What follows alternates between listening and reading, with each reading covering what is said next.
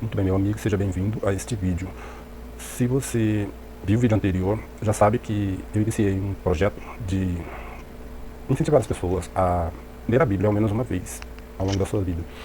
Eu tenho a intenção também, paralelamente, além de fornecer o texto original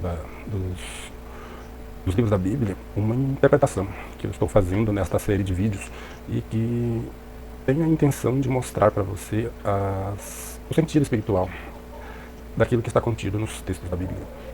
Eu recomendo que você, além de assistir aos vídeos nos quais eu disponibilizo o texto da Bíblia, que você também veja esta série de vídeos. Comece, se você ainda não viu, comece pelo vídeo anterior. Ele vai aparecer provavelmente algum link aqui do lado, ou então no final deste vídeo aparecerá um link para que você veja o vídeo anterior também. Bom, para confessar um certo desapontamento, essa série de vídeos, ela até o presente momento teve 0 espectador. Ninguém viu o vídeo anterior, ninguém viu os vídeos sobre os textos que eu disponibilizei. Mas isso não me preocupa. Jesus Cristo mesmo levou 300 anos para começar a ser ouvido na Europa. E mesmo hoje, 2000 anos depois, ele ainda não é ouvido pela boa parte da população mundial. E mesmo as pessoas que se dizem cristãs, elas ouvem as palavras do Senhor e não as compreendem. E isso não acontece só agora, mas nos 2000 anos de história do cristianismo, na verdade, milhares talvez de pessoas muito inteligentes, e certamente muito mais inteligentes do que eu, se debruçaram sobre as palavras de Cristo, tentando compreendê-las, mas nem sempre tiveram sucesso.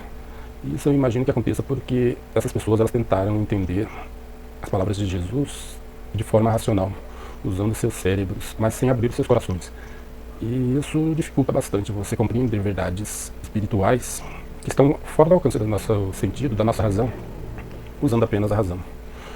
Então, se você que verá esse vídeo algum dia, e eu tenho a convicção de que algum dia alguém verá, pois eles ficaram disponibilizados ao longo do tempo que essa plataforma existir, eu sugiro que você, ao tentar ler a Bíblia, abra seu coração para Jesus, abra seu coração para o Senhor, que Ele mesmo te fará compreender as verdades superiores que Ele nos revelou há 2000 anos, e que mesmo hoje nós não conseguimos entender. Eu espero que com esta minha pequena contribuição, tentando interpretar as palavras do Senhor, você consiga entender. Mas eu tenho a convicção de que para que você realmente compreenda, é necessário que você abra seu coração para o Senhor. Como você sabe, Jesus mesmo iniciou o seu projeto de conversão desse mundo há 2000 anos. E esse projeto ele está em andamento, mas ainda não está concluído. Eu espero que mesmo que leve 2000 anos, alguém possa se beneficiar desse projeto que eu estou tentando começar aqui, de explicar de maneira espiritual aquilo que o Senhor nos revelou. Eu não tenho a pretensão de ser melhor ou maior do que Jesus, porque Ele mesmo disse, e essas palavras estão nos evangelhos, né? O discípulo não é maior do que o mestre. Eu sou apenas um discípulo, então como posso ser maior que Jesus? Eu não tenho a pretensão nem mesmo de ser maior do que todos os teólogos, filósofos, intelectuais que vieram antes de mim, que tentaram compreender as palavras de Jesus, seus ensinamentos, sua vida, e que não conseguiram. Porque, como eu disse, eles tentaram aplicar a razão. É estranho, na verdade, ver, por exemplo, muitas vezes intelectuais tentando interpretar, tentando explicar os milagres do Senhor de forma racional. Atos que aconteceram há 2000 anos, por exemplo, como Jesus pôde caminhar sobre as águas, se ele pôde caminhar sobre as águas, como ele pôde dividir pães e peixes, e, enfim, todos os milagres que ele fez. E a verdade é que isto foi importante na época em que Jesus estava aqui, porque as pessoas para as quais ele veio falar, elas precisavam desse tipo de suporte, de ver prodígios e milagres para compreender. Mas isso é menos importante do que as palavras do Senhor em si. Isso é o que é realmente importante. E enquanto essas pessoas gastam o tempo delas tentando explicar fatos que estão fora do nosso alcance, porque não podemos analisá-los agora, 2000 anos depois, elas perdem de vista o que eu chamo de um verdadeiro milagre do Senhor, e que está à vista de todos mesmo agora, 2000 anos depois. É o que ele mesmo chamou de um milagre de Jonas, que, referindo-se, né, à sua ressurreição. Porque eu não sei se você vai concordar comigo, mas imagine quão milagroso quão sobrenatural é o fato de um movimento, de uma seita que começou no seio do judaísmo, numa região sem importância do poderoso Império Romano. Uma seita que foi fundada por Jesus e que na época, assim, comparativamente falando, era semelhante a um grão de mostarda, como ele mesmo usou, né, essa comparação. E porque o movimento cristão, quando Jesus vivia, ele era pouquíssimo relevante dentro do panorama do judaísmo. Tanto que 40 anos depois da morte de Jesus, um escritor chamado Flávio Joséfo escreveu a história do judaísmo e ele menciona quase todas as seitas judaicas que existiam na época, mas ele não menciona o cristianismo.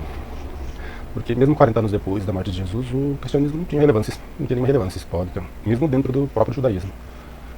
Então, você não acha que é milagroso o fato de hoje, 2022 anos depois que o Senhor nasceu? Mais ou menos, né? Se você estudar um pouquinho do cristianismo, vai saber porque eu disse mais ou menos. E eu não vou explicar nesse vídeo. Eu estou aqui explicando para você, estou tentando explicar as palavras do Senhor. Quer dizer, aquele grão de mostarda que Jesus plantou 2000 anos atrás e que ninguém reparou quando ele estava aqui entre nós, cresceu, tornou-se um arbusto que dá sombra hoje a cerca de 2 bilhões de pessoas, que é o número estimado de cristãos no mundo. E em muitos sentidos pode parecer que a semente não vingou, mas porque muitas pessoas ainda não ouvem o Senhor. Como ele mesmo disse, muitas ovelhas ainda não pertencem ao seu redil, mas as que pertencem realmente um dia ouvirão a voz do Senhor e virão até ele. Eu espero que você seja uma pessoa, que essa é uma questão de escolha pessoal. Eu sou cristão não porque me sinto obrigado a ser cristão, eu sou cristão porque eu escolhi ser cristão, escolhi ouvir a voz do Senhor. E essa é uma escolha que está ao alcance de todo mundo, não apenas da minha pessoa, mas de todos, de você inclusive. E mesmo que leve 2000 anos, como eu disse, eu espero que esse vídeo traga muitas ovelhas para dentro do redil de Cristo. E se no futuro a viagem no tempo for possível, se você quiser, não deixe de me fazer uma visita. Mas, brincadeiras à parte, vamos começar a interpretar os próximos capítulos do Evangelho de Mateus, seguindo a sequência das escrituras do Novo Testamento. Primeiro o Evangelho de Mateus, depois Marcos, Lucas, João e os demais livros. No vídeo anterior nós paramos a interpretação no capítulo 4, e é ainda no capítulo 4 que nós vamos continuar.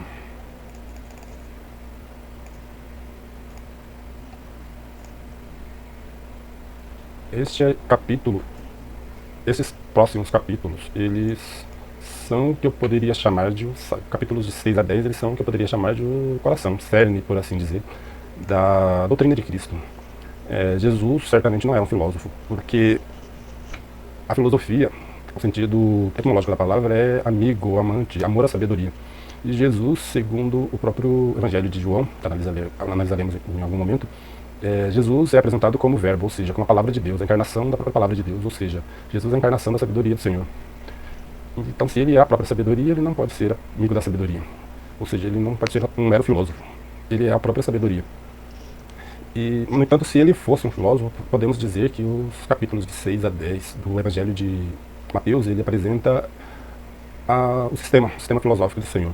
Porque é nesse trecho que estão presentes as principais ideias, aquelas ideias que vão nortear, por assim dizer, todo o ensinamento, todo o trabalho de conversão de Jesus. Nesses capítulos, né, de 6 a 10 que aparecem, por exemplo, o Sermão da Montanha, que é um dos mais conhecidos e um dos mais importantes. Porque é nele que temos assim as ideias centrais do cristianismo. Uma delas é tão famosa e tão polêmica, ideia de oferecer a outra face. Se lhe esbofetearem na face direita, oferece também a esquerda, como diz o Senhor. Isso leva muitas pessoas, mesmo nos dias de hoje, a muitos enganos. Algumas pessoas tendem a interpretar isso de maneira literal e não de maneira espiritual.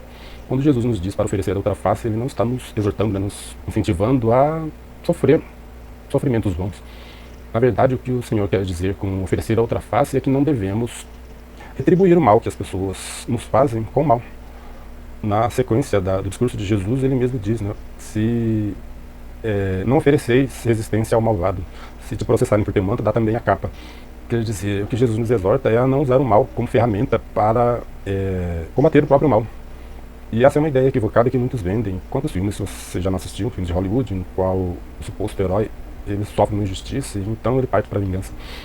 E nesse processo ele acaba destruindo, matando muitas pessoas, ou provocando sofrimentos a pessoas que muitas vezes nem sequer estavam envolvidas naquela justiça que ele sofreu. Quer dizer, a pessoa acaba aumentando ainda mais o mal que existe no mundo ao usar as armas do mal para combater o mal. E é exatamente isso que Cristo nos pede para não fazer. E uma outra característica desse trecho é o fato, na verdade, de que Jesus ele rompe assim de maneira radical com o pensamento que existia na época em que ele viveu e que existia anteriormente a ele, que era a ideia de que as pessoas que recebiam honras e possuíam dinheiro e todos os confortos desse mundo é que eram abençoadas, enquanto as pessoas doentes, as que sofriam, as que choravam, essas eram amaldiçoadas. O próprio Sermão da Montanha ele começa com uma longa enumeração de bem-aventuranças. Bem-aventurança ou bem-aventurados significa felicidade, felizes. Bem-aventurados são os felizes. Então, quando Cristo diz que bem-aventurados são os que choram, ele está dizendo que felizes são os que choram, pois eles serão consolados. E isso sou estranho mesmo nos dias de hoje. Imagina então há 2000 anos, quando a filosofia, o próprio modo de vida das pessoas fazia parecer que, na verdade, felizes eram as pessoas abastadas, que tinham muitos bens, que não padeciam de sofrimentos ou doenças. Sabe, isso mesmo hoje soa polêmico. Então imagina 2000 anos, porque naquela época exigia também uma ideia, era a ideia chamada de doutrina do castigo e da recompensa, que mesmo entre os judeus, mesmo entre os hebreus, ela vigorava, né? A ideia de que se você não sofre, se as coisas nesse mundo te correm bem, você está abençoado pelo Senhor. No entanto, se você sofre de alguma doença, se você sofre de alguma forma, então você, na verdade, está sendo castigado pelo Senhor. Cristo, nesse trecho, ele vem nos mostrar que não é bem assim, que de fato existe sofrimento nesse mundo e como dói das pessoas que sofrem, né? Todos nós temos sofrimentos dos quais reclamamos. Eu tenho muitos sofrimentos também. E muitas vezes, até mesmo eu caio nesse erro de rezar e perguntar a Deus, né, por que isso está acontecendo comigo? Por que o Senhor está me castigando? Embora racionalmente eu saiba que isso é errado, porque não é bem assim. O sofrimento, ele existe nesse mundo. E Jesus, quando nos fala que felizes somos nós quando formos perseguidos, quando chorarmos, quando formos, de alguma forma, sofrermos algum sofrimento, em nome dele, ele na verdade está nos dando um sentido espiritual a esse sofrimento. Porque Jesus ele nunca prometeu que nós não sofreríamos, ele disse apenas que precisamos suportar esses sofrimentos. Porque por maior que pareçam os sofrimentos desse mundo, eles são nada se comparado ao mundo espiritual ao qual Cristo pertence e ao qual ele quer que nós entremos, que nós o acompanhemos.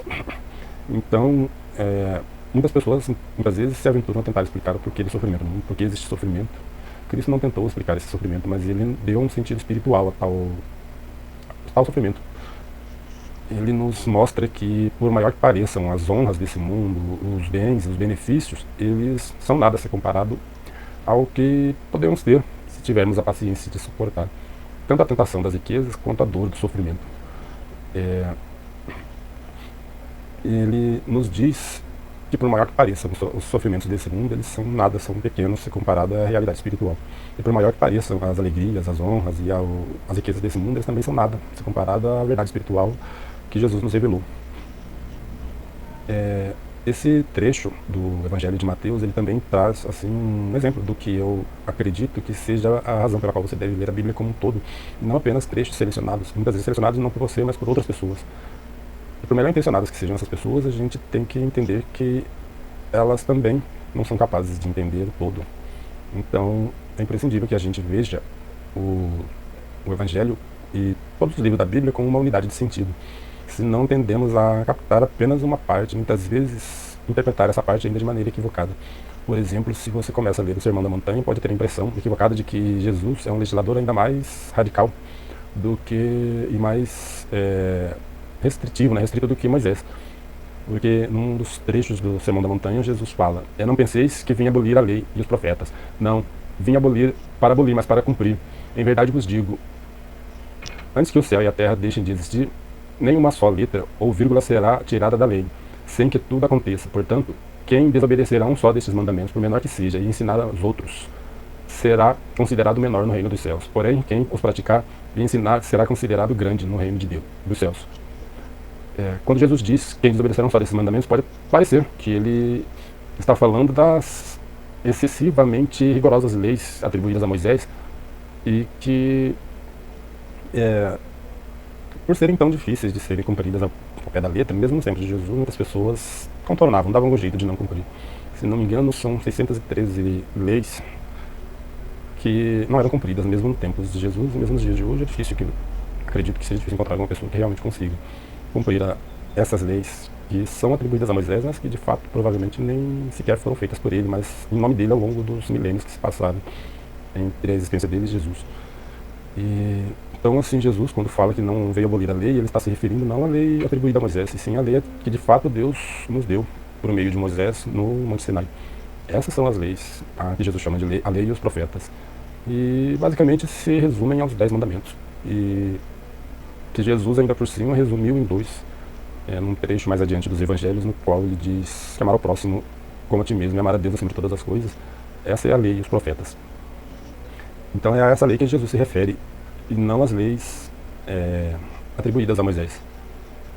E Jesus, ele, ainda no sermão da montanha, ele faz uma enumeração que em algumas partes se assemelham aos 10 mandamentos, como por exemplo, não cometer homicídio, não cometer adultério, não repudiar a esposa, não jurar, olho por olho, amor aos inimigos e dar esmolas. Cada um desses tópicos, eles mereceriam um estudo à parte, só que se tornaria esse vídeo muito grande. Então eu vou me concentrar em apenas alguns deles, como por exemplo o quinto, olho por olho, que talvez seja um dos mais conhecidos, mas também um dos menos compreendidos dos ensinamentos de Jesus.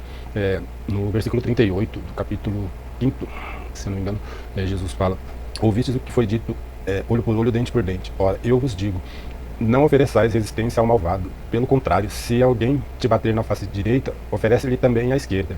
Se alguém quiser abrir um processo para tomar a tua túnica, dá-lhe também o manto. Se alguém te forçar a acompanhá-lo por 1 quilômetro, caminha 2 com ele. Dá a quem te pedir, e não vires as costas a quem te pede emprestado. Em primeiro lugar, é bom que a gente saliente que nessa passagem Jesus revoga expressamente o conceito jurídico arcaico do olho por olho, dente por dente. E nela o Senhor expressa uma doutrina radicalmente nova, quase que totalmente estranha para aquelas circunstâncias nas quais ele vivia, como foi dito anteriormente. Ele inova o conceito de justiça ao nos exortar a não retribuir uma injustiça com outra injustiça. Basicamente, Jesus nos diz algo que pode até parecer óbvio hoje, né, mas que não era em seu tempo. Quando devolvemos aos outros a injustiça que eles nos infligem, nós, na verdade, só estamos aumentando o mal que há nesse mundo. Jesus nos diz expressamente: ora, eu vos digo, não ofereçais resistência ao malvado. Que naqueles tempos ainda vigorava um conceito de justiça que se baseava na vingança. A pessoa ofendida, ela tinha uma espécie de direito legal de ir à desforra contra o seu ofensor. Jesus nos exorta a oferecer a outra face quando nos batem em uma delas. Bom, o Senhor certamente ele não está nos dizendo que devemos cortar calados as violências que sofremos, e sim que não devemos responder a mesma moeda, por assim dizer, às agressões que sofremos. Se nós respondemos a uma violência praticando outra violência, como isso pode fazer com que o bem prevaleça? Se nós combatemos o mal, retribuindo o mal que nós sofremos, fazendo mal às outras pessoas, isso só faz com que o mal aumente no mundo. E é disso que se trata, essa noção de oferecer a outra face. E não assim de você suportar sem reclamar o mal que as pessoas tentam fazer. Na verdade, Jesus mesmo diz nesse mesmo evangelho um pouco adiante, né, quando vos perseguirem numa cidade, fugir para outra. Quer dizer, se uma pessoa tenta praticar uma violência contra você, não lhe é proibido fugir.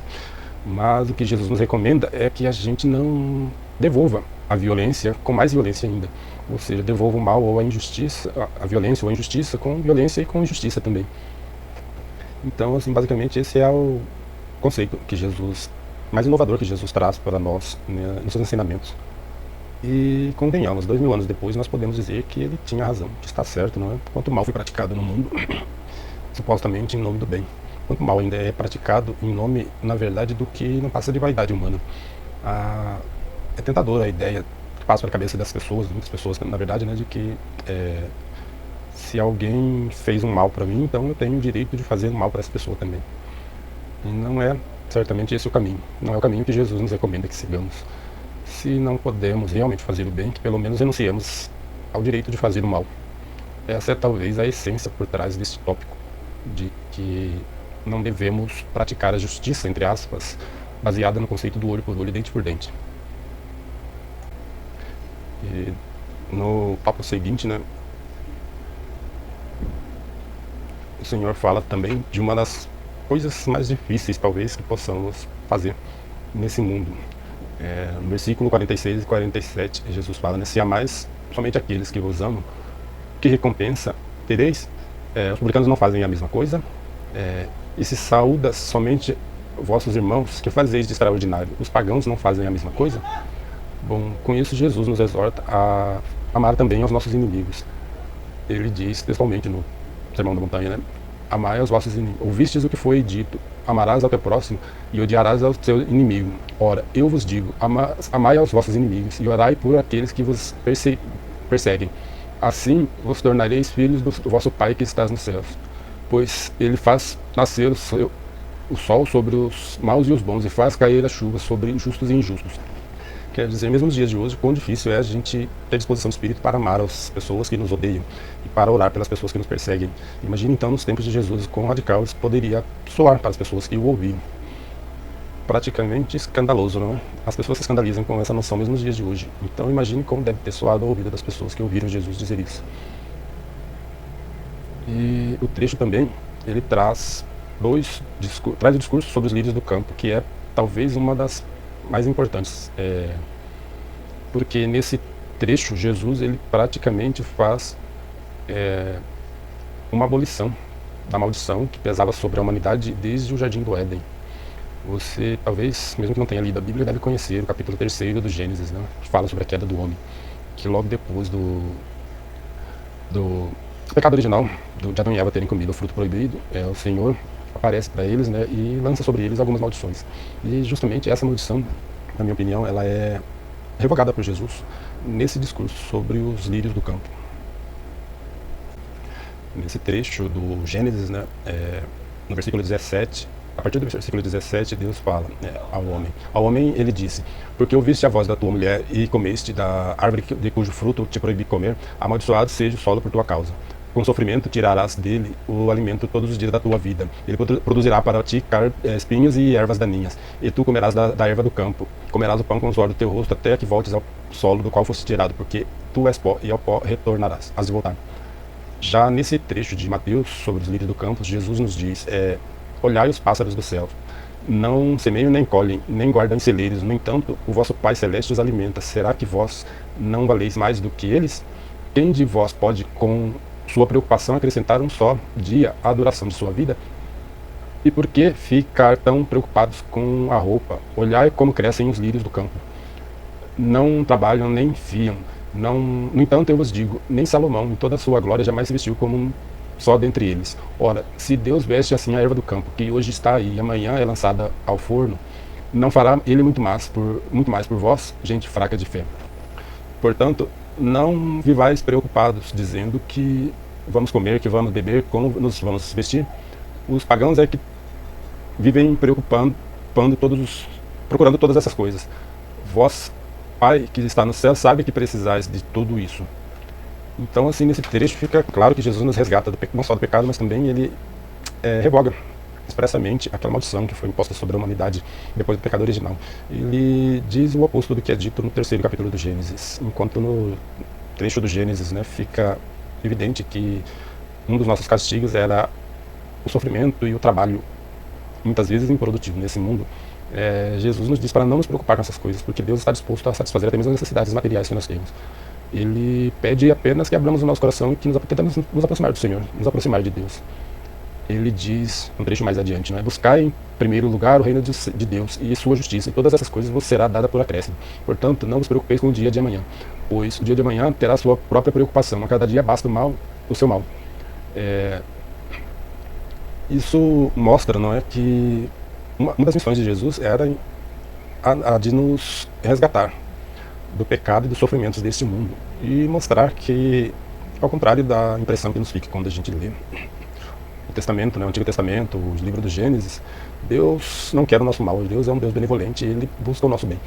E tudo que Ele nos pede é um espaço no nosso coração. Então, como eu disse no começo desse vídeo, comece abrindo seu coração quando você for ler os Evangelhos e todos os outros livros da Bíblia. E uma última coisa é que, se nesse trecho, né, no discurso sobre os lírios do campo, Jesus nos resgatou da necessidade de trabalhar pelo nosso sustento, dizendo que devemos procurar primeiro o reino dos céus, que Deus nos proverá aquilo de que precisamos, faltando nos resgatar da maldição da morte, porque foste tirado do solo e és pó, porque tu és pó e ao pó has de voltar.